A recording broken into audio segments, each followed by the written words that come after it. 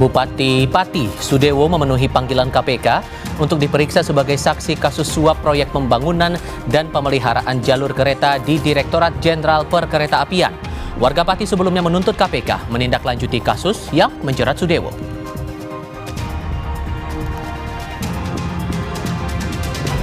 Polisi terus mendalami peran 4 orang yang ditangkap dan diduga sebagai otak pembunuhan dan penculikan Kepala Cabang Bank BUMN di Jakarta.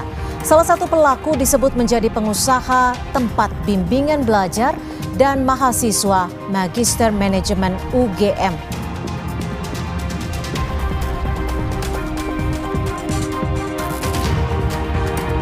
Sidang peninjauan kembali terhadap terpidana kasus pencemaran nama baik Yusuf Kala, Sylvester Matutina, kembali ditunda. Sementara Yusuf Kala menyerahkan proses penanganan Sylvester ke aparat hukum.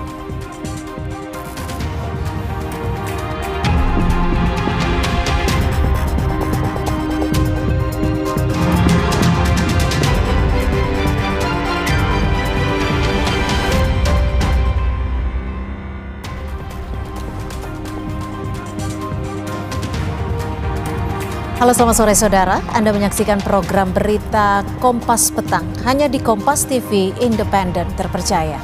Bersama saya Cynthia Rompas. Dan saya Tifal Solesa hadir untuk Anda hari ini 27 Agustus 2025.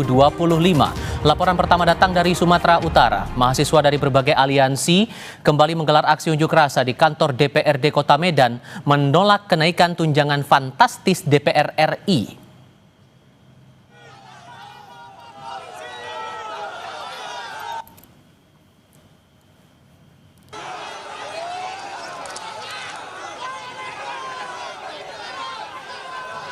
Sambil membawa atribut seperti spanduk dan bendera, masa aksi dari berbagai universitas ini mulai memadati kantor DPRD Sumatera Utara.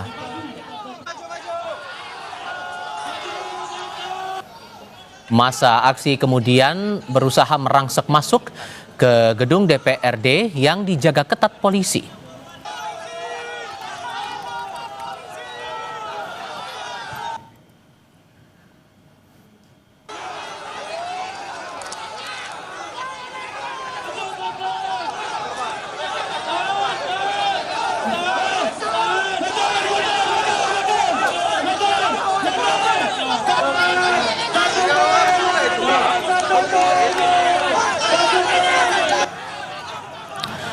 Saling dorong demonstran dan polisi terjadi saat pengunjuk rasa terus berupaya masuk ke gedung DPRD Provinsi Sumatera Utara.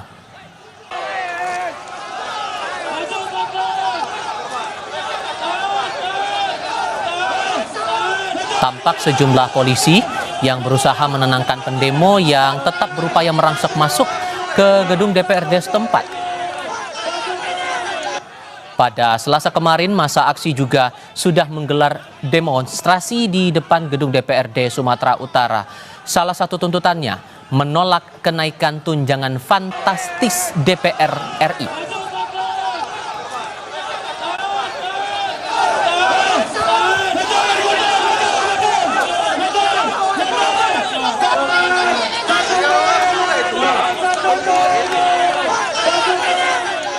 Informasi lain, saudara, Bupati Pati Sudewo memenuhi panggilan Komisi Pemberantasan Korupsi KPK di Gedung Merah Putih, Jakarta.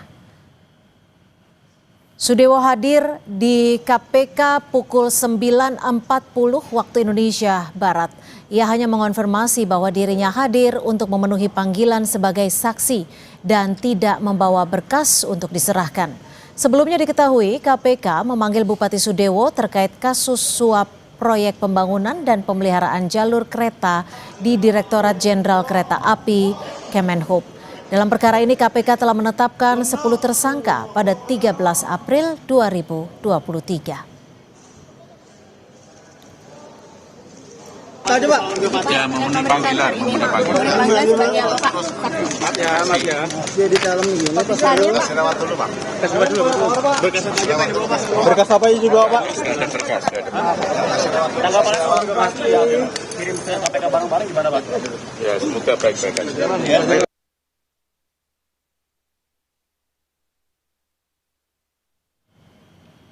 Juru bicara KPK Budi Prasetyo mengatakan dalam pemeriksaan Bupati Sudewo, penyidik melakukan pendalaman soal proyek pembangunan jalur kereta api Jawa Tengah Solo Balapan. Penyidik juga mendalami aliran uang dana dalam perkara ini. KPK juga dapat dukungan dari masyarakat Pati yang mengirim lebih dari 300 surat aduan ke KPK. Terkait dengan saksi saudara SDW, penyidik melakukan pendalaman terkait apa yang diketahuinya mengenai proyek pembangunan jalur kereta api, khususnya di bagian Jawa Tengah, yaitu di wilayah Solo Balapan, termasuk juga saksi SDW didalami terkait dengan pengetahuannya mengenai aliran-aliran uang dalam perkara ini. Dan dalam penanganan perkara DJKA dengan saksi SDW ini, KPK juga menerima banyak dukungan khususnya dari masyarakat Pati. Per hari ini kami mendapatkan kiriman kurang lebih 350 surat. Pak ngomong dong. Bupati Pati Sudewo akhirnya memenuhi panggilan KPK mengenai kasus dugaan korupsi pengadaan proyek pembangunan jalur kereta api di Direktorat Jenderal Perkeretaapian DJKA Kementerian Perhubungan.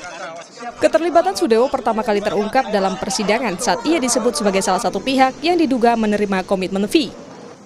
Sudewo diduga memiliki banyak peran dalam pengadaan proyek pembangunan jalur kereta api. Pemanggilan ini merupakan pengembangan penyidikan yang diduga melibatkan Sudewo saat ia masih menjabat sebagai anggota DPR RI. KPK menegaskan pengembalian uang dari Sudewo tidak menghapus unsur pidana. Ini perkembangan dari Bupati seperti apa? Seperti yang disampaikan oleh Mas Jubir ya waktu itu, bahwa benar seperti yang disampaikan di persidangan itu sudah dikembalikan, tetapi berdasarkan pasal 4 ya, itu pengembalian kerugian keuangan negara tidak menghapus pidananya, kan gitu. Warga Pati mendukung penegakan hukum yang tengah dilakukan KPK dengan menggelar aksi konvoi ke kantor pos dan beramai-ramai mengirim surat ke KPK. Mereka mendesak KPK memeriksa Sudewo terkait dugaan korupsi DJKA. Masa juga akan menggelar aksi demo pada awal September untuk mengawal kasus ini. Kegiatan tanggal 1 di gedung KPK, kita sudah berkoordinasi dengan teman-teman Jakarta. Jadi mobil komando kita nggak bawa dari sini ya Mas. Mobil komando, tim medis sudah disiapkan teman-teman di Jakarta. Di Jakarta sudah sekitar ada 800 massa yang di sana. Oh, berarti dari sana juga ada massa? Untuk mengamankan warga Pati yang demo di KPK. Jadi warga Pati yang di Jakarta itu siap mengamankan. Di Pati, Sudewo menghadapi unjuk rasa besar-besaran dari warganya akibat kebijakannya menaikkan pajak bumi dan bangunan pedesaan dan perkotaan PBB P2 tahun 2025 hingga 250%. Meski dia kemudian membatalkan kenaikan itu, unjuk rasa tetap digelar masyarakat. Tuntutan publik berganti menjadi meminta Sudewo dimakzulkan dari posisi Bupati Pati. Sejak itu, Sudewo kerap absen di berbagai agenda resmi mulai dari paripurna DPRD untuk mendengarkan pidato kenegaraan Presiden hingga upacara peringatan HUT ke-80 RI. Serangkaian absensi ini terjadi di saat tuntutan pemakzulan terhadap Sudewo belum padam. Tim Liputan, Kompas TV. Saudara, lebih lengkap soal pemeriksaan Bupati Pati Sudewo di KPK, kita temui jurnalis Kompas TV Jona Hamonangan dan juru kamera Bondan Wicaksono di gedung KPK. Jona, apa saja materi pemeriksaan dari Bupati Pati Sudewo di kasus suap proyek pembangunan dan pemeliharaan jalur kereta di Direktorat Jenderal Kereta Api Kemenhub ini, Jona? Ya Cynthia, apa yang didalami KPK adalah terkait dengan adanya dugaan pemberian komitmen fee, di mana komitmen fee ini tentu saja menjadi salah satu hal yang tanda tanya untuk sebagian pihak, dikarenakan ini juga adalah sebagai uang pelicin atau mungkin bisa disebut sebagai uang korupsi. Nah, terkait dengan pendalaman, memang dari penyidik sendiri ingin melihat terkait dengan aliran dana, apakah terkait dengan dugaan komitmen fee ini diberikan supaya proyek ini bisa goal atau tidak. Jadi inilah sebenarnya salah satu mengapa KPK ingin melakukan pendalaman. Kapasitasnya saat ini masih menjadi saksi, dan terkait dengan pemeriksaan, kalau kita lihat tadi datang sekitar 9.40, sekarang sudah masuki pukul 4, berarti ini sudah berjalan 6 jam, dan kalau kita lihat ini teman-teman atau rekan media sudah menunggu di depan dikarenakan ada informasi bahwa sebentar lagi akan turun dan tentu saja akan segera meninggalkan gedung KPK. Tadi juga jubir KPK Budi Prasetyo juga menggambarkan terkait dengan adanya pemeriksaan ini. Jadi sebenarnya dari pihak KPK tahun 2023 sudah melakukan pengembangan di kasus ini, di mana adanya kasus korupsi di Kemenhub terkait dengan adanya pengadaan kereta api. Jadi ini adalah kasus yang sebenarnya pengembangan dari tahun 2023. Nah, terkait dengan adanya komitmen fee dan hal lain, tentu saja kita akan menanyakan langsung kepada Bupati Pati Sudewo terkait dengan berapa pertanyaan yang ditanyakan dan apa yang menjadi fokus. Yang pasti adalah kapasitasnya ini sebagai saksi, dan inilah pemanggilan kedua dikarenakan ketika pemanggilan perdana di hari Jumat, Sudewo tidak datang dengan alasan sibuk dan sebagainya. Nah, terkait dengan adanya pemeriksaan ini, sebenarnya tidak hanya adanya komitmen fee, tapi juga KPK ingin melakukan pendalaman, khususnya terkait dengan adanya pengadaan kereta api ini. Apakah adanya deal ini ada tindak lanjut atau mungkin adanya deal atau perintah langsung dari Sudewo. Jadi inilah salah satu hal yang menjadi fokus utama, khususnya pendalaman yang dilakukan oleh penyidik KPK untuk bisa mengetahui sejauh mana keterlibatan Bupati Pati Sudewo khususnya dalam kasus korupsi pengadaan jalur kereta api khususnya di wilayah Jawa Tengah. Cynthia. Baik, terima kasih atas laporan Anda. Jona Hamonangan melaporkan langsung dari KPK. Pada kasus lainnya, Saudara, Kejaksaan Agung menyita tanah beserta bangunan rumah mewah milik tersangka Muhammad Riza Khalid.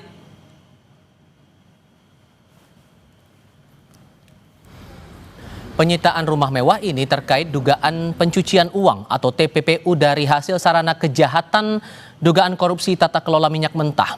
Rumah mewah seluas 6.500 meter di Rancamaya Golf Estate Bogor, Jawa Barat, punya 3 sertifikat tanah atas nama sebuah perusahaan. Sementara sumber uangnya berasal dari Riza Khalid. Penggeledahan berlangsung sejak Selasa pagi hingga malam hari. Yang diduga milik tersangka MRC,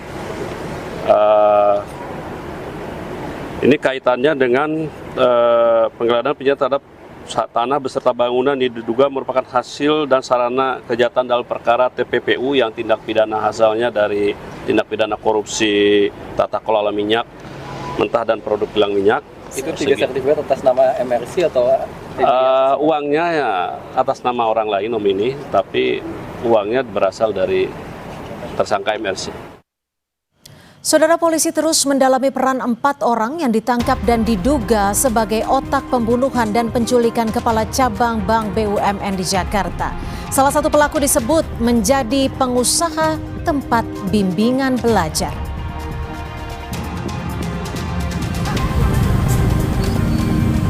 Borgol. Diam.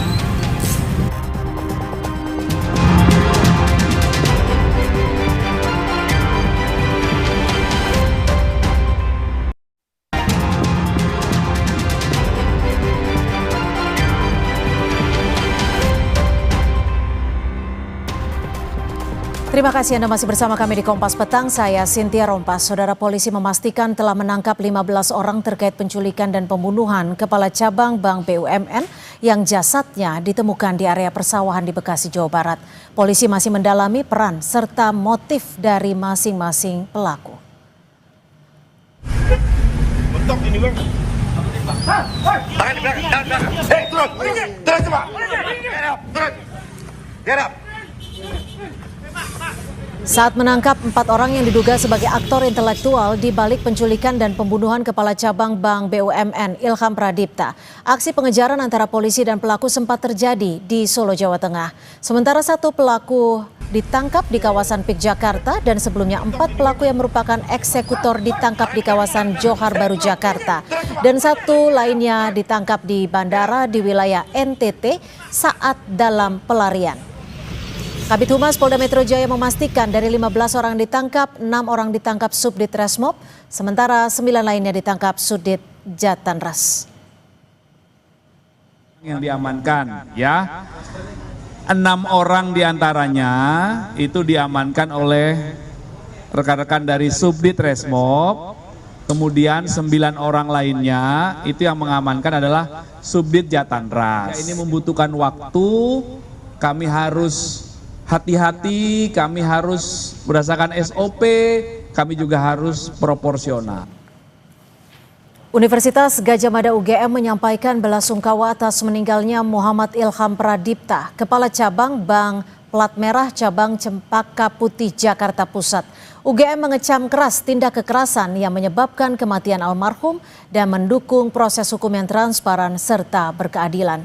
Dalam keterangan resminya, UGM mengklarifikasi status akademik salah satu tersangka berinisial DH atau Dwi Hartono yang merupakan mahasiswa baru semester 1 program studi Magister Manajemen Fakultas Ekonomi dan Bisnis. Pelaku telah dinonaktifkan sebagai bentuk dukungan UGM terhadap proses hukum dan penyelidikan. Bahwa saudara DH adalah seorang pengusaha atau salah satu bidang usahanya adalah bimbel online. Fakta baru terkuak dari kasus penculikan pembunuhan Kepala Cabang Bank BUMN. Polisi membenarkan salah satu otak pelaku yaitu Dwi Hartono adalah seorang pengusaha bimbingan belajar daring. Kami sudah membenarkan tadi bahwa saudara DH adalah seorang pengusaha atau salah satu bidang usahanya adalah bimbel online. Ya, ada 15 orang yang diamankan. 15 orang yang diamankan, ya. 6 orang diantaranya itu diamankan oleh rekan-rekan dari Subdit Resmob, kemudian 9 orang lainnya itu yang mengamankan adalah Subdit Jatanras. Dwi Hartono memang dikenal sebagai pengusaha, motivator bisnis, dan pemilik bimbingan belajar daring. Ia juga dikenal sebagai selebgram yang kerap membagikan aktivitasnya sebagai pemateri dalam seminar.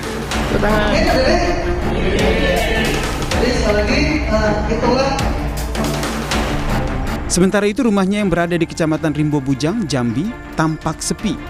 Warga tak menyangka sosok pelaku yang dikenal sebagai orang yang akrab dengan warga dan sempat mau maju di pilkada ini ternyata seorang otak pelaku pembunuhan.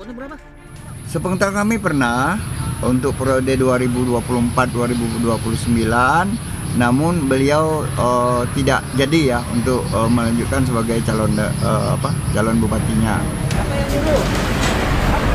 Sementara itu, kuasa hukum salah satu pelaku penculikan Kepala Cabang Bank BUMN menyebut ada 3 klaster dalam peristiwa ini, mulai dari pengintai, penjemputan paksa, hingga eksekutor. Ia menyatakan kliennya hanya berperan dalam penjemputan paksa dan tidak terlibat dalam eksekusi yang merenggut nyawa korban. Mereka mengantar itu mereka juga dalam tekanan itu, dan mereka salah satu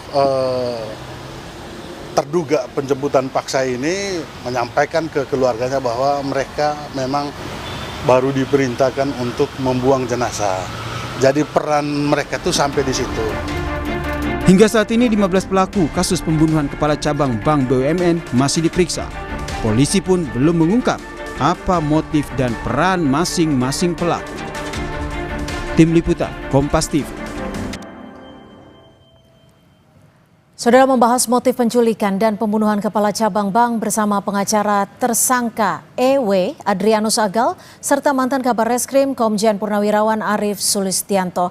Selamat petang Pak Arief dan selamat petang juga Bang Adrianus. Terima kasih sudah bergabung bersama kami di Kompas Petang. Baik, terima kasih. Ya, saya ke Bang Adrianus. Bang Adrianus, saya konfirmasi kembali ya. Anda kuasa hukum pengacara dari salah satu tersangka EW. Betul seperti itu? Ini EW yang berperan sebagai apa nih? EW ini adalah yang berperan, yang menerima pekerjaan dari sahabatnya yang saya berapa kali sebut dengan inisial F itu. Setelah Eras menerima pekerjaan itu, baru dia meminta beberapa teman-temannya untuk ikut serta bersama dengan Eras. Seperti itu. Saat itu ordernya apa? Permintaannya apa? Ordernya adalah permintaan untuk menjemput paksa salah seorang yang diduga merugikan mereka. Infonya seperti itu. Termasuk membunuh? Tidak, sama sekali tidak. Karena penjemputan paksa ini tugas yang diberikan ke Eraswawo dan kawan-kawan ini, bahwa yang dimintakan adalah hanya untuk menjemput di daerah Jakarta Timur, tepatnya persis di Lotemar, karena terkait penempatan posisi Eras dan kawan-kawan ini, kan ada 3 klaster seperti yang saya bicarakan sebelumnya. Itu ada klaster yang pertama, klaster pengintai, yang kedua klaster penjemputan paksa, yang ketiga adalah klaster eksekutor. Nah, sore itu mendapat informasi bahwa korban berada di Lotemar, berada di Jakarta Timur. Setelah mendapat arahan melalui telepon dari temannya Eras yang berinisial F itu, nah mereka langsung ke TKP. Setelah sampai di TKP, baru mereka melakukan upaya paksa membawa masuk dalam mobil yang terlihat di dalam media sosial yang warna putih itu. Setelah itu baru mereka mendapat arahan agar orang atau korban tersebut dibawa ke Cawang. Nah, setelah sampai di Cawang baru diarahkan nanti ada mobil Fortuner atau Pajero, kalian berikan korban di situ. Nah, setelah tugas Eras dan kawan-kawan ini menyerahkan korban, tugas mereka sudah selesai sampai di situ. Namun Eras dan kawan-kawan melakukan pekerjaan ini kan dijanjikan untuk mendapat upah. Oke. Nah, karena belum mendapat upah, malamnya mereka ditelepon untuk mengambil upah, yang informasi yang saya dengar langsung dari Eras di Polda, bahwa mereka akan mendapat upah itu di tangan kanannya bos. Bos ini maksudnya F? F bukan bos. F bukan bos. F maksud saya yang memberikan perintah itu? Atau orang lain lagi? Ya, yang memberi perintah. Yang pasti F memerintahkan Eras untuk mengambil upahnya mereka yang awalnya dijanjikan 50 juta. Dan mengetahui atau melihat? Mengetahui dan melihat. Itu, mengetahui dan melihat. Dari teman-teman Eras ini, Bang Adrianus, dari teman-teman Eras ini apakah semuanya sipil atau ada orang selain sipil di situ? Dari ke-15 orang yang sudah ditangkap ini? Yang saya tahu kalau dari Eras ini semuanya sipil semua. Mereka pekerja lepas lah, pekerja keamanan lepas. Seperti itu. Artinya sipil ya? Kalau yang klaster eksekutor kami tidak tahu mereka dan kami tidak kenal mereka. Begitu. Baik, Pak Arief, bagaimana bisa menelusuri dan juga memastikan bahwa kasus penculikan dan juga pembunuhan ini bisa terungkap? Karena ini kan bisa dikatakan sebagai suatu sindikat. Iya, terima kasih Cynthia, Pak Adrianus, selamat sore. Pertama, selamat sore. Saya turut berduka cita kepada keluarga korban dan BRI tempat korban bekerja, Muhammad Ilham Pradipta almarhum. Dan terima kasih kepada Polda Metro Jaya yang dengan cepat bisa mengungkap kasus ini, yang mana sudah ditangkap 15 orang. Dari apa yang saya baca di dalam pemberitaan, informasi-informasi di pemberitaan, dan tadi secara sepintas Pak Adrianus sudah menyampaikan juga terhadap apa yang dilakukan oleh kliennya. Yang pertama, saya melihat ini setidaknya di dalam pengungkapan dan dalam proses penyidikan nanti ada 3 TKP yang harus dipelajari oleh penyidik. Yang pertama adalah seperti katakan Pak Adrianus tadi, TKP tempat penjemputan atau penculikan awal, di mana Erasmus, klien Pak Adrianus, ikut serta di dalam di situ. Kemudian TKP kedua adalah penyerahan. Jadi handing over dari pelaku penculikan kepada pelaku yang kelompok kedua. Kemudian yang TKP ketiga adalah TKP tempat eksekusi. Kalau memang seperti dikatakan oleh klien Pak Adrianus tadi benar, berarti ada TKP tempat eksekusi. Kemudian TKP yang keempat adalah TKP tempat pembuangan mayat. Nah, dari 4 TKP ini penyidik harus bisa menemukan alat bukti sehingga akan bisa terhubung. Tapi Pak Arief, maaf saya potong. Peristiwa, ya. Maaf saya potong. Kalau dari melihat polanya ada beberapa klaster, apakah ini mungkin dilakukan oleh orang sipil atau ada kemungkinan lain menurut Anda? Saya pikir mau sipil mau siapapun, kita harus membuktikan dulu secara objektif siapa sih pelaku-pelakunya ini dan apa peran dari masing-masing pelaku. Tentu ini harus diikuti oleh alat bukti. Saya tidak tahu apakah ini orang sipil atau orang non-sipil. Dikotomi ini nanti akan bisa menimbulkan prejudice. Oke. Menurut saya yang paling baik adalah kita dukung penyidik untuk. Pak Arief, mohon maaf sejenak, kita akan jeda sejenak karena ada informasi yang baru kami dapatkan dari Komisi Pemberantasan Korupsi, Bupati Sudewo. Depan jongkok, udah nunduk dikit. Oke Pak, Pak. Udah, Roh. Saya dipanggil dimintain keterangan sebagai saksi. Semua pertanyaan saya jawab sejujurnya dan apa adanya. Spesifiknya soal aliran uang itu seperti apa Pak? Kalau soal uang juga ditanyakan dan itu sudah dijelaskan dalam pemeriksaan kira-kira 2 tahun yang lalu bahwa itu adalah uang pendapatan dari DPR, semua rinci, ada pemasukan, pendapatan, ada pengeluaran. Ada berapa pertanyaan? Ada berapa pertanyaan Pak? Pertanyaannya tidak ingat saya berapa jumlahnya. Kurang lebih berapa Pak? Enggak ingat. Banyak atau dikit Pak? Ya, terima kasih ya. Pak, surat banyak misalkan buat Bapak mundur, Bapak siap mundur nggak Pak dari jabatan Pak? Surat diperiksa KPK ini Pak. Saya akan istiqomah, akan amanah untuk membangun Kabupaten Pati sebaik-baiknya. Saya menyentuh masyarakat kompak, solid, damai. Pak, dulu selain Komisi 5 Bapak, ada Komisi 5 lainnya nggak Pak? Tanggapannya gimana Pak? Pak, ada 330 surat dari warga Pati yang dikirimkan ke KPK, tanggapannya seperti apa Pak? Awas, cukup. Terus bang. Surat yang Cukup. Ya. Pak. Kalem. Awas. Gak ada pengembalian uang.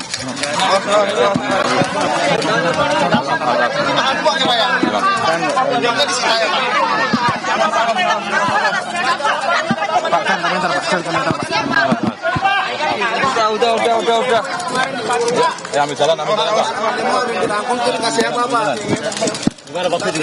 Yang demo tolong kondusif. Semua akan kami rangkul untuk Kabupaten Pati kondusif, aman. Enggak ada kasih apa-apa. Dialognya membangun Pati yang baik, kondusif. Terima kasih. Berjalan. Enggak ada.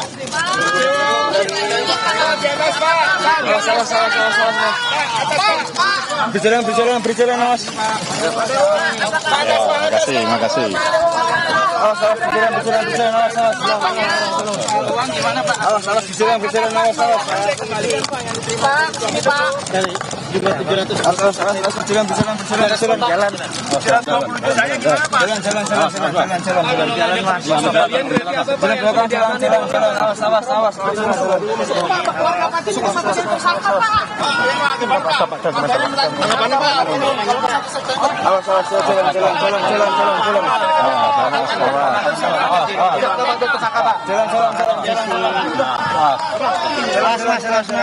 Cukup. Pak,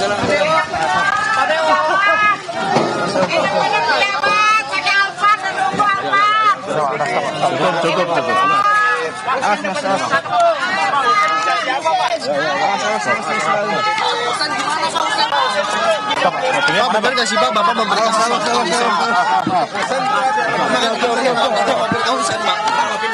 Alphard suruh jalan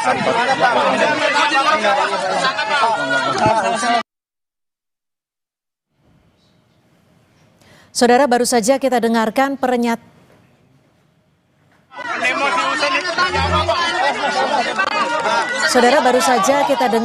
pernyataan dari Bupati Pati Sudewo yang baru saja keluar diperiksa sebagai saksi di Komisi Pemberantasan Korupsi. Bupati Sudewo menjabat sebagai anggota Komisi 5 DPR RI, kala itu ia diduga menerima fee dalam salah satu proyek di Kemenhub. Dan saudara, kami kembali lanjutkan perbincangan terkait dengan penculikan dan pembunuhan terhadap Kacab Bank BUMN. Kami lanjutkan kembali kepada Komjen Purnawirawan Arief Sulistianto. Pak Arief, silakan pernyataan Anda bagaimana untuk mengungkap kasus pembunuhan dan juga penculikan ini.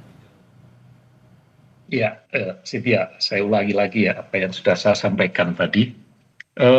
Dari melihat peristiwa yang sudah terjadi ini, saya menggolongkan ada setidaknya 4 tempat kejadian perkara. Kemudian dari 4 kejadian perkara itu penyidik sudah menangkap 15 orang. Ya. Disinilah penyidik akan mengumpulkan alat bukti. TKP pertama adalah tempat penjemputan, yaitu di Lotte Mart. Kemudian TKP kedua terjadi overhandling. Dari Lotte Mart diserahkan di Cawang di mobil Fortuner. Kemudian TKP ketiga menurut keterangan klien Pak Adrianus adalah tempat eksekusi karena kliennya mengetahui korban sudah meninggal dunia. Itu TKP ketiga. TKP keempat adalah tempat diketemukannya mayat korban.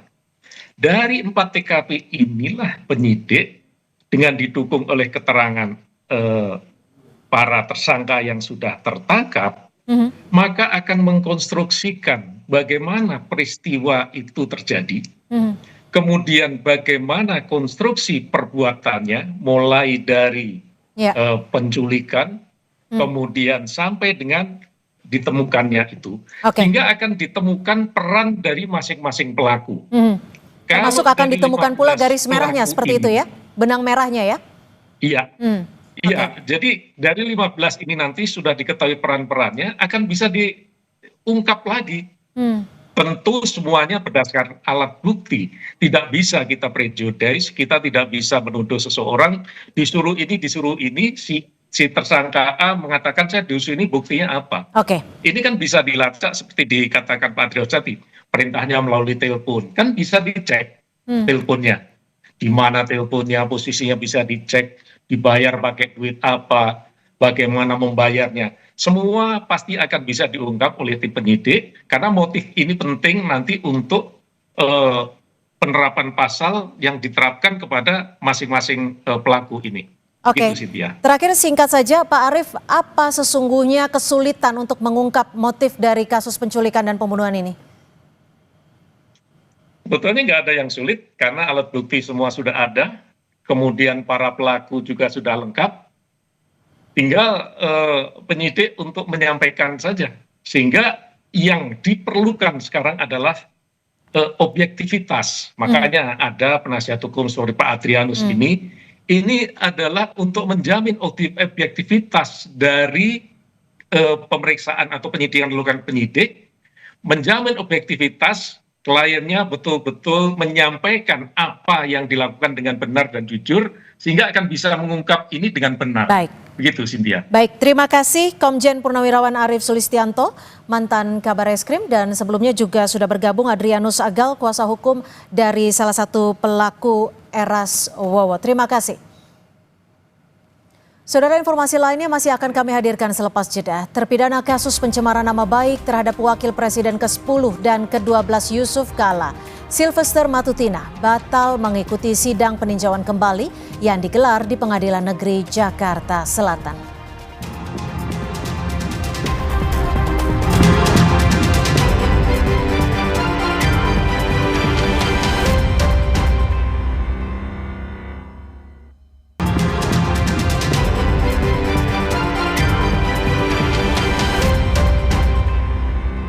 Kembali bersama kami di Kompas Petang, Saudara. Majelis Hakim Pengadilan Negeri Jakarta Selatan menggugurkan permohonan peninjauan kembali atau PK dari terpidana kasus dugaan penyebaran fitnah terhadap mantan Wakil Presiden Yusuf Kala, Sylvester Matutina.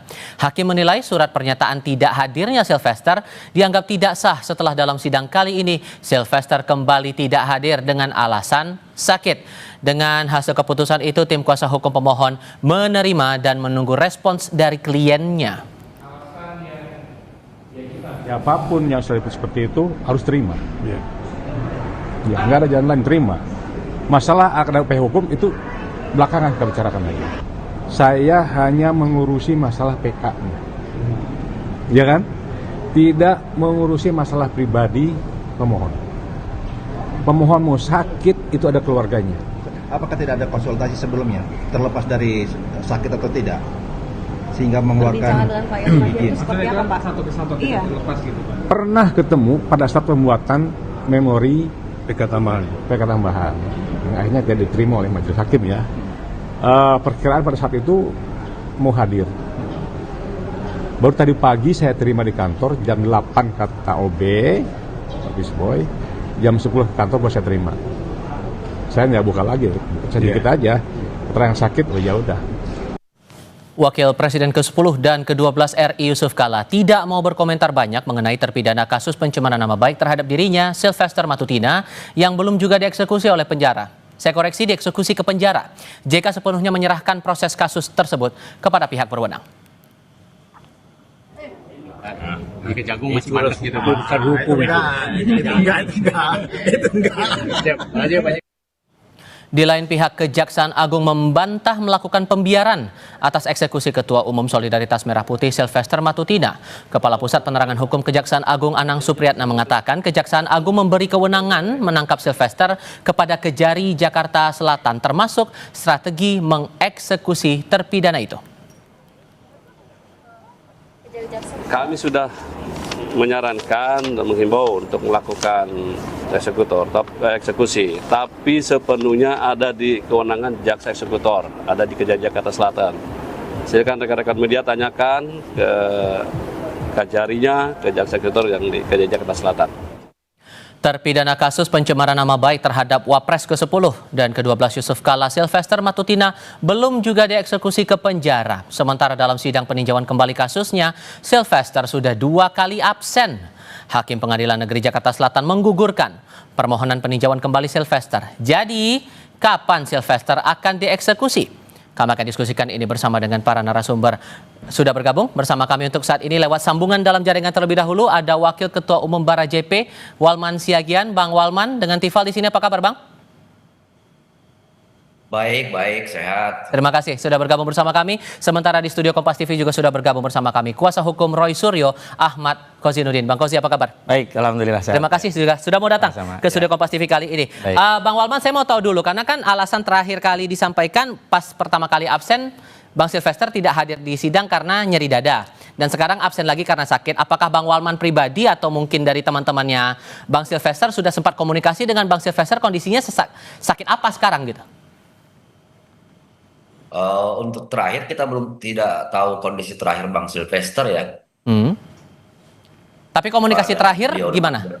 Atau kapan terakhir waktu itu? Ada sekitar 1 hari yang lewat lah ya. Oke, kalau kemudian ini kan sudah dinyatakan gugur oleh pihak pengadilan atas peninjauan kembalinya. Ada kesan juga bahwa ini seperti pembiaran atau apa ya istilahnya itu, tidak mengindahkan proses peradilan, sementara yang mengajukan PK adalah Bang Sylvester. Gimana ngerespon itu?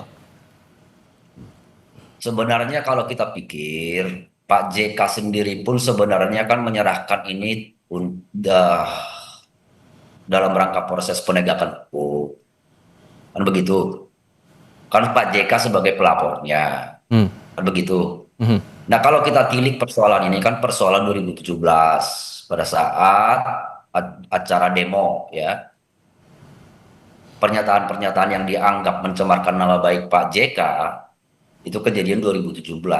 Jadi kalau korbannya yang kita anggap korban dalam hal ini sendiri pun Pak JK menyerahkan proses ini ke proses hukum, saya pikir kita terlalu habis energi juga mengurus persoalan Sylvester yang bukan koruptor, yang bukan melakukan tindak pidana kejahatan yang merugikan negara atau merugikan orang banyak.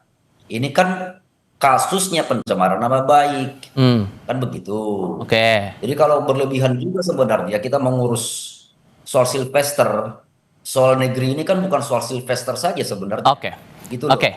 Dipandang berlebihan kalau menurut Bang Walman. Kalau menurut Anda gimana? Tidak ada ya dalam proses penegakan hukum dianggap berlebihan kecuali apa yang dilakukan itu melanggar norma hukum, itu baru berlebihan. Dan saya kira perdebatannya hari ini bukan lagi soal apakah fitnah itu anggapan atau sekedar itu persoalan dengan keluarga JK. Memang ini tidak ada lagi kaitannya dengan keluarga JK karena sudah putusan. Jadi saya katakan ini Sylvester Matutina ini penjahat, terpidana. Kejahatannya apa? Mencemarkan, memfitnah, pasal 311 KUHP yang sudah divonis 1,5 tahun sejak 20 Mei 2019.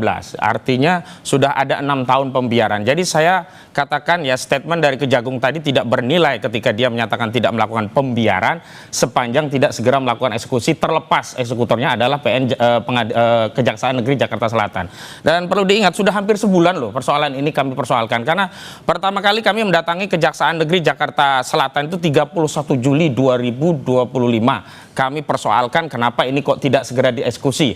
4 Agustus sudah ada respon, katanya sudah diundang. Kalau tidak datang, ya Kejagung menyatakan akan dilakukan upaya paksa. Kenapa dari 4 Agustus sampai hari ini tidak terjadi upaya paksa? Dan sekali lagi, persoalan PK atau tidak PK itu tidak ada kaitannya dengan eksekusi. Mau PK, mau tidak PK, eksekusi harus dijalankan. Apalagi ini sudah terjadi 6 tahun pembiaran oleh Kejaksaan Agung. Dan mana negara wibawanya? Nah, kalau sekarang kita melihat faktanya, Sylvester yang mengajukan PK tapi dia 2 kali juga tidak hadir, ini Anda menangkap kesannya apa? Saya menduga kuat nih orang ini mencret ini, sakit berat ini, ketahuan ini. Kita lagi live. Ya, makanya dia ketakutan. Karena itu saya ingin tegaskan kepada aparat penegak hukum, jangan kalah dengan Sylvester Matutina. Dia sudah melakukan tindakan penghinaan kepada wibawa hukum peradilan. Dia yang melakukan PK, dia nggak datang alasan sakit, tetapi sampai hari ini dia masih bisa berkeliaran. Saya ingin tegaskan, kecuali kalau hari ini Sylvester Matutina tidak diketahui alamatnya, tidak diketahui keberadaannya. Nah, buktinya kawan-kawannya masih berkomunikasi. Artinya apa? Negara kalah ini dengan Sylvester Matutina. Dan ingat, saya tidak sedang membela wibawa kehormatan Pak JK. Karena ini sudah tidak ada kaitannya dengan Pak JK. Karena Pak JK sudah menyerahkan kepada hukum dan hukum sudah berproses, sudah ada putusan inkrah 1,5 tahun. Dan sekarang negara harus hadir. Bukti negara hadir itu yang menjalankan eksekusi. Kalau Kejaksaan Agung ya tidak segera memerintahkan jaksa dan terjadi eksekusi, bukan sekedar memerintahkan, terjadi eksekusi, berarti Kejaksaan telah melanggar undang-undang. Begitu. Jadi sesungguhnya kalau Bang Walman sendiri mewakili Barajp, ini kan vonisnya udah inkrah. Jadi pengennya gimana terhadap Bang Sylvester ini? Karena kan tadi udah dibilang alasannya sama Bang Kozi, 6 tahun ada pembiaran di sini. Ini kan saya bilang tadi, soal pembiaran atau tidak pembiaran itu kan kita tidak tahu. Kan begitu. Apakah Kejaksaan benar-benar membiarkan Sylvester tidak dieksekusi atau tidak? Atau ada pertimbangan lain atau kita tidak tahu juga. Satu hal lagi, soal saya ulang lagi. Soal Sylvester 331 itu. Kan begitu. Kalau kita bilang bahwa Kejaksaan Agung ketakutan untuk melakukan Sylvester, banyak orang besar kok di Republik ini yang sudah dieksekusi oleh Kejaksaan Agung. Dalam hal kalaupun harus kewenangan dilimpahkan ke Kejaksaan Negeri Jakarta Selatan, saya rasa bukan hal berani atau tidak. Kejaksaan Agung itu, sehingga kalau menurut Anda nanti akan ada proses eksekusi setelah gugur ini gimana? Harus kita lihat.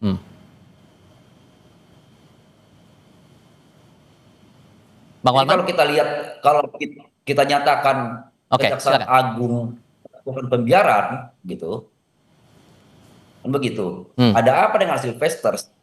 Kan begitu. Sylvester siapa yang harus Tahu juga banyak pembebasan Republik ini lakukan eksekusi terhadap putusan pidananya. Kan begitu. Pasti ada pertimbangan-pertimbangan lain. Sehingga, Sorry saya potong. Sehingga kalau menurut Anda, ini kan udah gugur nih dianggap oleh pihak Hakim PK. Kalau kemudian setelah gugur ini pengajuan PK-nya kemudian Kejaksaan Agung akan langsung mengeksekusi, menurut Anda tidak masalah atau perlu ada prosedur lain? Soal PK ini kan sudah bisa debatable. Kan begitu. Digugurkan dalam hal apa? Apakah Sylvester tidak bisa memohonkan ulang lagi ke PK itu? Kan belum masuk terhadap proses perkaranya. Proses persidangan PK-nya, belum diuji PK-nya. Kan permohonan yang digugurkan. Bisa atau tidak nanti Sylvester untuk mengajukan PK? Kan masih dimungkinkan, gitu loh.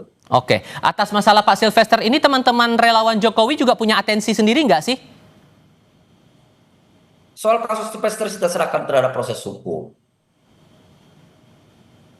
Kan begitu. Tapi soal pemidanaan ini jangan sampai orang dalam nanti di putusan pidananya apabila Sylvester memohonkan ulang peninjauan kembalinya dipidana padahal tidak dapat dibuktikan menjadi terpidana. Begitu. Kita harus akui peradilan Republik ini kan tidak semuanya bagus-bagus juga. Ini kan menghadiri peradilan sesat juga PK ini harusnya, begitu loh.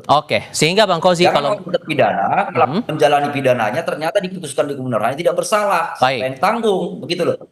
Bang Kozi kalau menurut Anda ini kan kalau sudah disebutkan hakim ini gugur karena 2 kali tidak hadir, sehingga sebetulnya Sylvester ini bisa langsung dieksekusi. Harusnya sejak sebelum PK pun dieksekusi, nggak perlu nunggu gugur atau tidak gugur, ada PK atau tidak PK. Dan pembela Sylvester itu kan cari dalih, membuat masyarakat itu menjadi tidak tahu tentang hukum dan seolah-olah hukum itu tidak bisa dimengerti oleh masyarakat awam sehingga berputar-putar di seputaran PK, seolah-olah nanti kalau PK-nya dikabulkan kan berarti tidak bisa dieksekusi, berarti salahnya enggak, ini putusan sudah inkrah. Nggak bisa lagi kita pakai presumption of innocent. Sudah bersalah, sudah judex juris, kasasi Mahkamah Agung. Apalagi yang harus dilakukan gitu loh. Jangan sampai wibawa negara itu hilang, kalah kejaksaan hanya karena seorang Sylvester Matutina. Kalau dikatakan Sylvester Matutina bukan orang besar, justru berarti ada orang besar di balik Sylvester Matutina. Apa urusannya untuk mengeksekusi Sylvester Matutina? Kuasa hukumnya bukan yang membela, tetapi ada masalah. Ini yang teriak-teriak Bara JP misalnya, kemudian Joman, kemudian ada kelompok-kelompok pro Jokowi lain.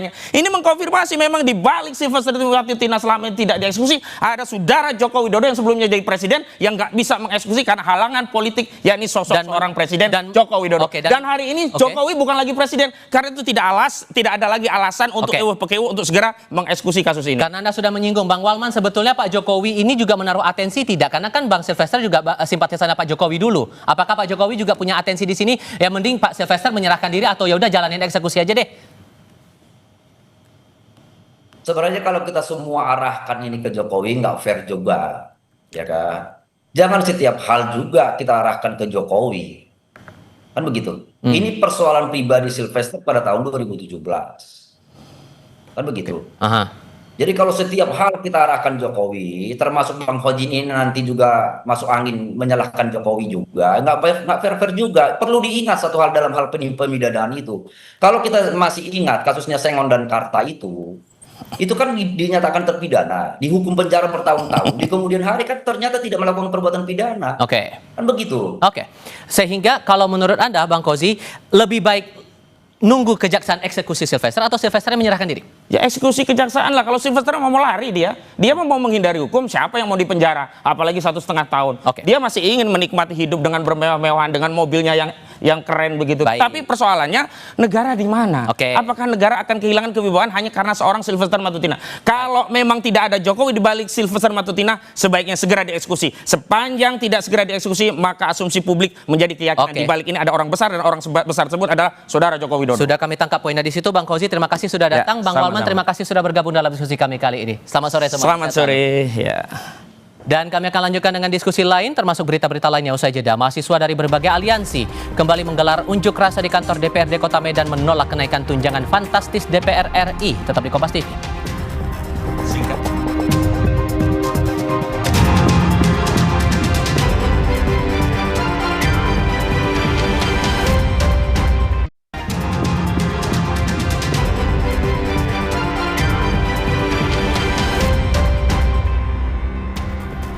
Bersua lagi di Kompas Petang, mahasiswa dari berbagai aliansi kembali menggelar unjuk rasa di kantor DPRD Kota Medan, Sumatera Utara menolak kenaikan tunjangan fantastis DPR.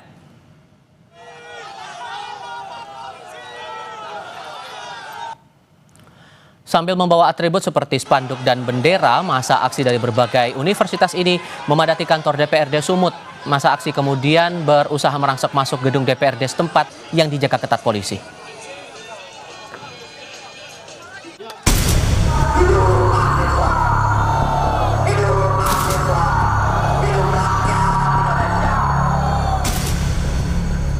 Polemik tunjangan rumah bagi anggota dewan sebesar 50 juta rupiah per bulan perlahan mulai direspons wakil rakyat. Sehari setelah demo mahasiswa tolak tunjangan DPR, Wakil Ketua DPR Sufmi Dasko Ahmad menyatakan tunjangan rumah hanya diberikan setahun hingga Oktober nanti. Sehingga November 2025, para anggota dewan tak lagi mendapat tunjangan rumah. Dasko menambahkan, polemik tunjangan ini karena kesalahpahaman. Anggota DPR itu mendapatkan tunjangan perumahan setiap bulannya 50 juta dari bulan Oktober 2024 sampai dengan bulan Oktober 2025, yang mana uang tersebut akan dipakai untuk kontrak rumah selama masa jabatan anggota DPR 5 tahun, yaitu selama 2024 dan sampai dengan 2029. Meski Dasko menyebut ada kesalahpahaman soal informasi tunjangan DPR, faktanya masih ada anggota dewan yang mengaku tidak paham soal tunjangan yang ia peroleh setiap bulannya. Sebelumnya nggak ada keterangan kalau cuma 1 tahun, memang hanya 1 tahun sebenarnya? Wah, itu saya nggak tahu, Mbak, karena kaitannya dengan tunjangan dan lain-lain sebagainya itu diurus oleh Kesekretariatan Jenderal, dan anggota DPR seperti kami ya, kami tidak mengetahui semua hal secara teknis administratif. Kami hanya menerima apa yang diberikan oleh negara. Pertanyaan ini adalah pertanyaan yang sensitif dalam situasi sekarang, sehingga apapun yang menjadi jawaban kami itu pasti ditangkapnya dengan dianggap sebagai suatu hal yang keliru gitu loh. Padahal kaitannya dengan tunjangan itu kan dalam rangka untuk mengoptimalisasi pelaksanaan tugas, fungsi, dan kewenangan kami sebagai anggota DPR, baik itu fungsi legislasi, pengawasan, maupun dalam rangka mendukung kinerja kami di daerah pemilihan. Sikap DPR yang dinilai tidak terbuka dan transparan dalam merespons gejolak di masyarakat membuat mahasiswa tidak menyerah menyampaikan tuntutannya sampai ada pernyataan DPR yang konkret soal penghapusan tunjangan yang dinilai tidak peka terhadap penderitaan rakyat saat ini. Bagi kami akan tetap terus menyuarakan itu sampai memang kami mendapat informasi yang benar-benar pasti dan konkret, karena sampai saat ini kami melihat pun daripada pihak DPR belum memberikan sesuatu hal yang pasti dan konkret untuk kami para mahasiswa. Unjuk rasa di depan gedung DPR sudah disuarakan warganet sejak pekan lalu. Suara-suara ini muncul setelah pemberitaan seputar gaji dan tunjangan anggota DPR yang dilaporkan lebih dari 100 juta rupiah per bulan yang memicu kemarahan publik. Puncaknya pada Senin lalu, mahasiswa dan pelajar berunjuk rasa di rumah para wakil rakyat. Tim Liputan Kompas TV. Kerasnya protes masyarakat terhadap tunjangan fantastis DPR RI bergema tak hanya di Jakarta. Hari ini, ratusan mahasiswa di Kota Medan dan Lombok berunjuk rasa di depan gedung DPRD setempat. Nah, melihat kondisi ini, mungkinkah tunjangan fantastis DPR dianulir atau dihentikan? Kami diskusikan bersama dua narasumber yang bergabung lewat sambungan dalam jaringan. Ada mantan anggota DPR RI, sekaligus politisi senior Partai Demokrat Syarif Hasan. Dan kami juga bergabung dengan Direktur Kebijakan Publik Selios Media Wahyudi Askar. Selamat sore semuanya, dengan Tifal di sini, apa kabar? Selamat sore, Mas. Oke, terima kasih Bung Medi sudah bergabung bersama kami. Kami coba perbaiki lagi komunikasi kami dengan Pak Syarif Hasan untuk bisa ikut bergabung dalam diskusi kali ini. Kita coba melihat dari tunjangan perumahan dulu. Nah, kemarin Pak Dasko sudah bilang bahwa tunjangan 50 juta itu hanya diberikan dalam kurun 1 tahun, Oktober 2024 sampai Oktober 2025. Berarti kan November sudah tidak dapat lagi. Menurut Anda penjelasan itu sudah cukup melegakan dan bisa meredam amarah publik atau masih ada hal lain? Saya kira yang memicu kemarahan publik tidak hanya soal tunjangan perumahan ya, karena kita harus lihat ini dalam kerangka yang lebih besar, yaitu soal ketimpangan upah. Jadi tunjangan perumahan oke 50 juta, tetapi kalau kita lihat tunjangan-tunjangan lainnya, mulai dari tunjangan komunikasi, beras, dan lain-lain, itu sampai seratusan juta lebih. Bahkan kalau kita ikuti temuan ICW, gaji dan tunjangan anggota DPR itu 269 juta per bulan. Jadi yang memicu kemarahan masyarakat, saya kira tidak hanya soal perumahan, tetapi struktur gaji anggota dewan yang bertolak belakang dengan kondisi pengupahan di Indonesia. Sehingga poinnya Anda merasa tidak cukup penjelasan kemarin itu? Saya kira tidak cukup, karena yang membuat masyarakat marah tidak hanya rumah itu ya, yang 50 juta itu, tetapi juga ketimpangan gaji yang sangat-sangat besar yang diterima oleh anggota dewan saat ini dibandingkan upah masyarakat. Sekarang median upah buruh itu 2,5 juta.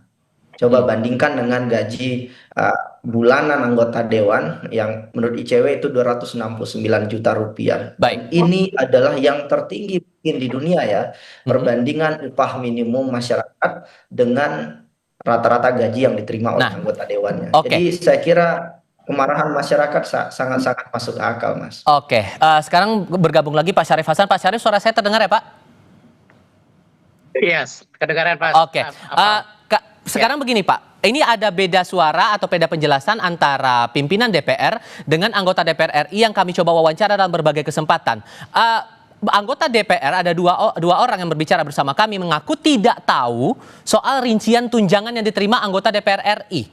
Nah, kalau menurut Anda masuk akal tidak kalau kemudian tidak ada anggota DPR yang tidak tahu rincian tunjangan yang mereka terima? Saya tidak tahu pasti anggota DPR tersebut, tetapi yang jelas bahwa setiap anggota DPR tentunya tahu pasti berapa gaji dan tunjangan-tunjangan yang diterima setiap bulannya, berapa uang reses yang diterima setiap reses yang dilakukan, kemudian berapa tunjangan-tunjangan lainnya yang diterima. Jadi seharusnya mereka tahu itu semua. Dan dapat ditengarai juga bahwa mungkin pada awalnya mereka tidak tahu, karena ini kan dibahas di dalam anggaran DPR ya dengan pemerintah, sehingga pada teknis penganggaran itu mereka tidak tahu. Setelah diketok yang merupakan bagian daripada RAPBN, nah barulah mereka seharusnya akan dapat mengetahui informasi yang utuh dari Kesekjenan. Oke. Itu. Biar clear, dua narasumber yang kami kutip waktu itu adalah Ahmad Irawan, kemudian ada Andreas Hugo Pareira yang mengaku tidak tahu rincian tunjangan-tunjangan itu. Tapi begini juga Pak, ini kan Oktober, katanya tunjangan rumah itu akan beres di Oktober 2025. Apakah memungkinkan tunjangan itu bakal dianulir atau batal disetorkan sebelum Oktober itu masuk? Mungkin September ini akan batal tunjangan perumahan itu? Mungkin tidak? Jadi menyangkut masalah tunjangan perumahan, saya pikir ini kan menyangkut masalah kebijakan pemerintah.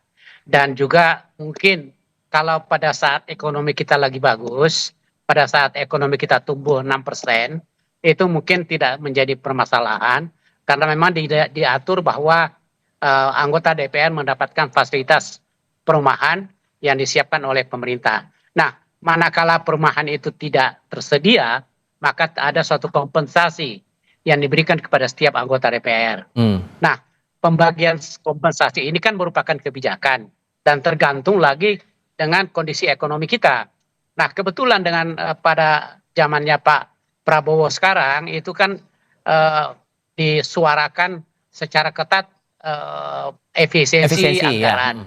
Nah, mungkin ini mungkin bisa menjadi salah satu masukan bagi anggota DPR untuk melakukan efisiensi anggaran. Dengan demikian tidak terdapat komplain dari masyarakat. Tapi bakal panjang nggak prosedur untuk membatalkan satu mata tunjangan itu, Pak? Sebetulnya? Oh, itu bisa saja dilakukan. Kenapa tidak? Tergantung para pimpinan DPR dan pemerintah dalam hal ini kesepakatan. Ini kan diputuskan bersama. Dan kalau diputuskan bersama juga untuk ditunda ataupun dihilangkan, saya pikir itu masih mungkin juga terjadi. Nah, ini semangatnya adalah semangat efisiensi, efisiensi penganggaran. Oke, saya sudah tangkap poinnya di situ. Sorry saya potong, Pak. Karena begini juga, yang kita lihat juga, Bung Medi, kalau saya tanyakan lagi pertanyaan sama seperti ke Pak Syarif, beda pendapat, beda perspektif yang dikeluarkan antara pimpinan DPR dengan anggota DPR. Anggota DPR ada yang bilang tidak tahu rincian tunjangannya. Apakah ini memang ada yang miss atau jangan-jangan ada yang terkesan ditutup-tutupi? Jawabnya nanti, kita jeda sebentar. Kami segera kembali.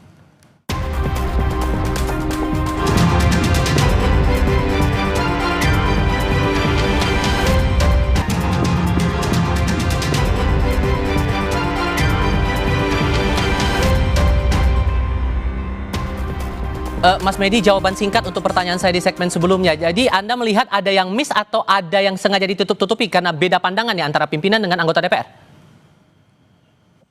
Kedua kemungkinan itu bisa saja terjadi ya. Bisa jadi ada yang mencoba menutupi, tapi bisa jadi juga memang tidak tahu. Tidak tahu ini saya kira hipotesis saya adalah karena saking kayanya.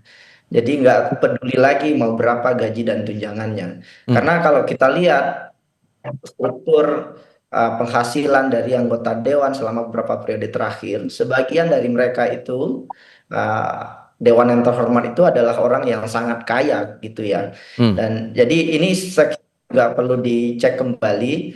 Tetapi kalau ingin dirubah, ini gampang sebetulnya karena kan ini beredar dari surat Sekjen DPR. Jadi kalau ingin merubah ya pimpinan DPR dapat menerbitkan surat baru yang menghapus kenaikan tunjangan. Sesederhana itu. Presiden juga bahkan bisa mengeluarkan perpres kalau ingin memperkuat itu. Jadi dan prosedurnya bakal panjang atau tidak? Gimana Mas? Prosedurnya bakal panjang atau tidak itu?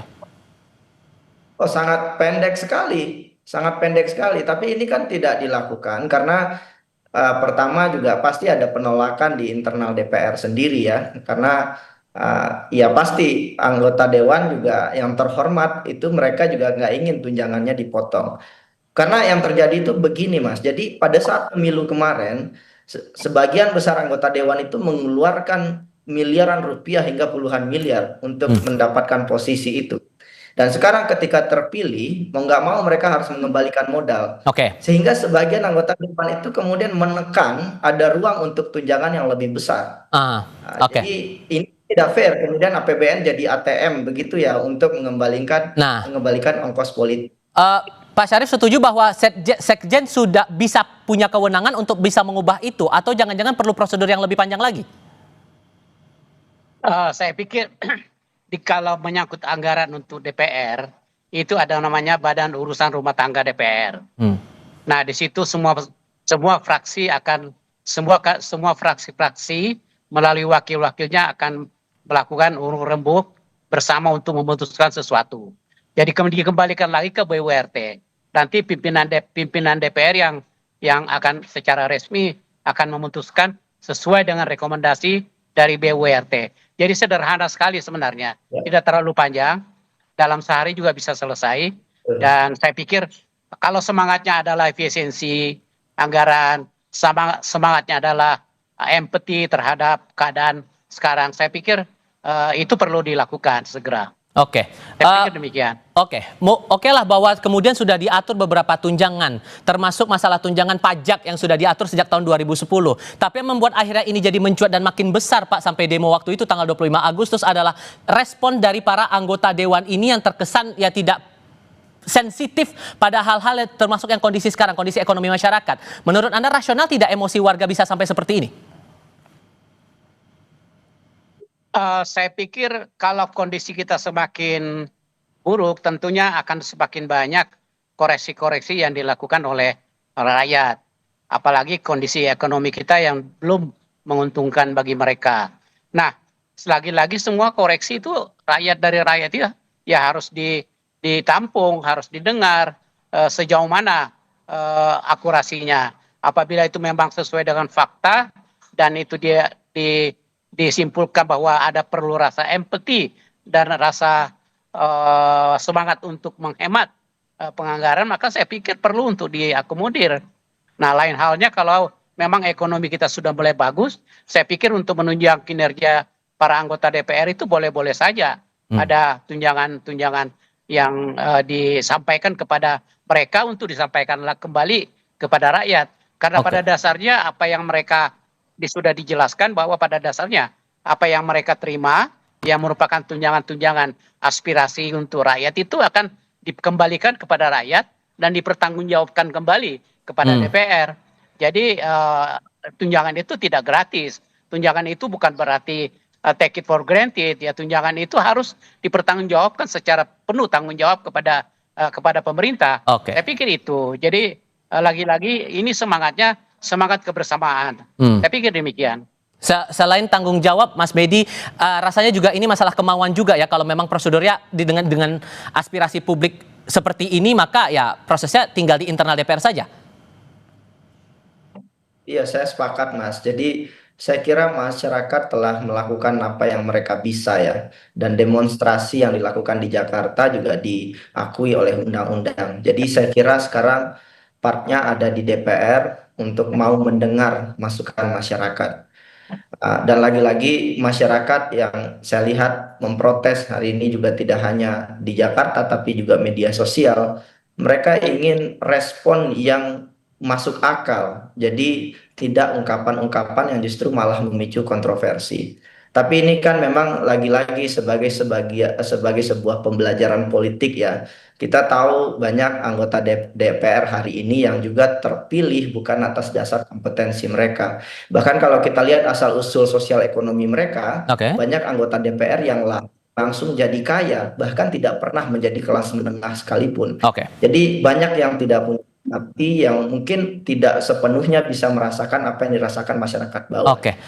Saya kira karena ini 1 tahun masih ada ruang untuk DPR baiki diri, dan masyarakat saya kira melihat dari dekat dan dari jauh, dan mudah-mudahan ini bisa jadi pembelajaran yang baik untuk Bapak Ibu yang ada di Senayan sana. Terakhir Pak Syarif, apakah kemudian dari Partai Demokrat, entah itu Pak SBY atau Mas AHY, sempat memberikan arahan untuk anggota DPR saat ini menyinggung soal tunjangan yang lagi sensitif di beberapa pihak? Iya, tentunya Ketua Umum kami ya akan selalu memberikan arahan kepada Ketua Fraksi, dan selanjutnya Ketua Fraksi akan memberikan arahan kepada PWRT dan para anggota fraksi-fraksi lainnya. Pada intinya bahwa semua kebijakan itu adalah orientasinya adalah demi untuk kepentingan rakyat. Nah, jadi apapun aspirasi rakyat, sepanjang itu adalah memiliki aspek yang sangat positif dan fakta di lapangan menunjukkan hal-hal yang perlu untuk disampaikan, saya pikir Partai Demokrat akan tetap mendukung. Dan tentunya lagi-lagi kita akan membina satu semangat kebersamaan di dalam mengelola anggaran, di dalam mengelola agar efisiensi demi pembangunan yang lebih besar. Ya, saya pikir kalau itu semangat itu kita sepakati bersama, maka tentu hal-hal yang seperti respon daripada masyarakat, kemudian ada aspirasi dari masyarakat. Lagi-lagi itu perlu juga untuk didengar. Karena PR-nya sekali lagi ini masalah kepercayaan publik yang harus tetap dijaga. Mas Bedi, Pak Syarif, terima kasih banyak sudah mau berbagi dan berdiskusi bersama kami kali ini. Selamat sore semuanya. Mas Bedi.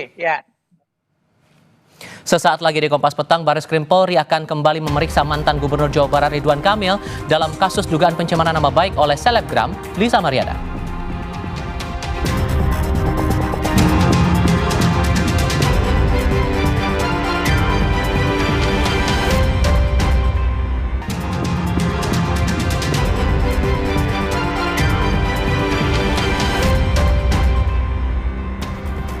Terima kasih Anda masih bersama kami di Kompas Petang. Saudara, Barreskrim Polri akan kembali memeriksa ex-Gubernur Jawa Barat Ridwan Kamil di kasus dugaan pencemaran nama baik oleh selebgram Lisa Mariana.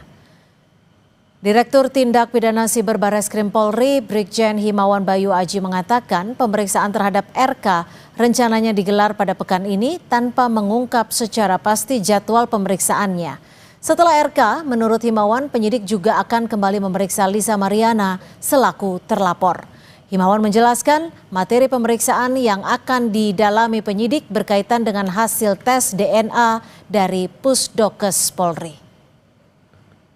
Minggu depan itu pemeriksaan LM dari hasil yang kemarin diumumkan terkait dengan DNA tersebut.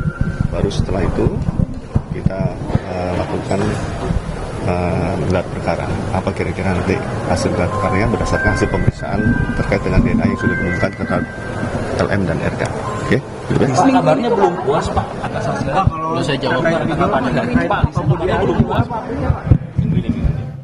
Masih dari Barreskrim, namun pada perkara lain, Direktorat Tindak Pidana Siber Barreskrim Polri mengungkap dan menyita uang senilai 90,6 miliar rupiah dari 235 rekening yang berkaitan dengan judi daring. Pengungkapan kasus ini bermula dari penelusuran transaksi mencurigakan dari dana deposit yang bermuara ke 3 situs judi daring. Polisi menetapkan 3 tersangka dan 1 orang lain masuk daftar pencarian orang. Sampai bulan Agustus, Dirtipid Siber Polri telah menemukan lebih dari 5.000 rekening yang dicurigai terlibat dalam transaksi judi daring.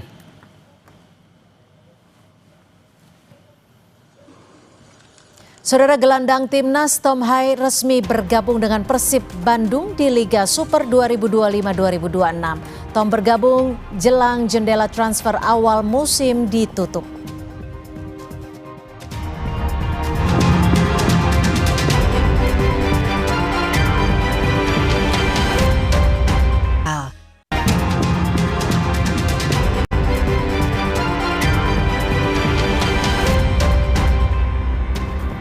Gelandang timnas Indonesia Tom Hai resmi bergabung dengan Persib Bandung di Liga Super 2025-2026. Tom bergabung jelang jendela transfer awal musim ditutup.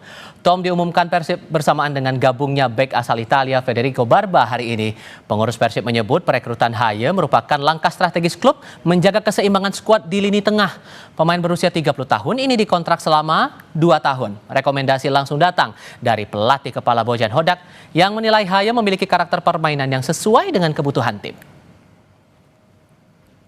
Wilujeng Sumping, Tom Haye, Persib menyambut kedatanganmu dengan penuh semangat dan mengajakmu menapaki petualangan baru di Super League dan AFC Champions League 2, kata Deputi CEO PT Persib Bandung Bermartabat, Aditya Putra Herawan dalam keterangan tertulis yang diterima Kompas TV. Saudara, truk pengangkut LPG menabrak sebuah truk tronton di ruas tol Lingkar Luar Jakarta. Kecelakaan menyebabkan pengemudi truk LPG tewas di lokasi kejadian. Tak hanya itu, truk pembawa LPG juga terbawa sejauh 6 km. Video amatir merekam peristiwa tabrakan yang terjadi di ruas tol Lingkar Luar kilometer 36 arah Cikunir, Bekasi. Truk yang mengangkut LPG menabrak sebuah truk tronton. Akibat tabrakan, truk LPG sempat terbawa tronton sejauh 6 km. Kecelakaan diduga terjadi akibat truk pengangkut LPG mengalami remblong hingga tidak dapat mengendalikan kendaraannya. Kedua kendaraan yang sudah saling tersangkut mengakibatkan kendaraan tetap melaju.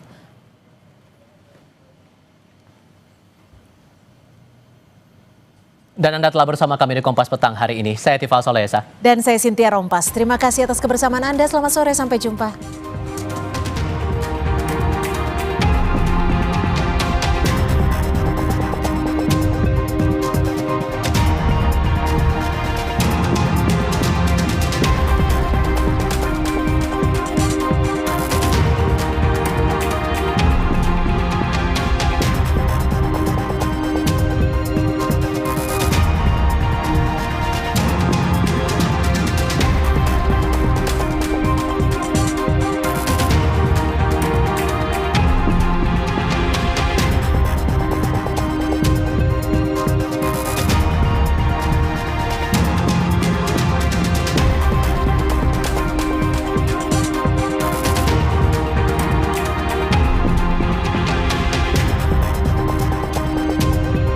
Terima kasih Anda telah menyaksikan Kompas Petang.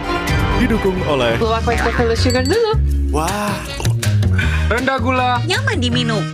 Senin 25 Agustus, masa berunjuk rasa di sekitar gedung DPR menyoroti penghasilan anggota Dewan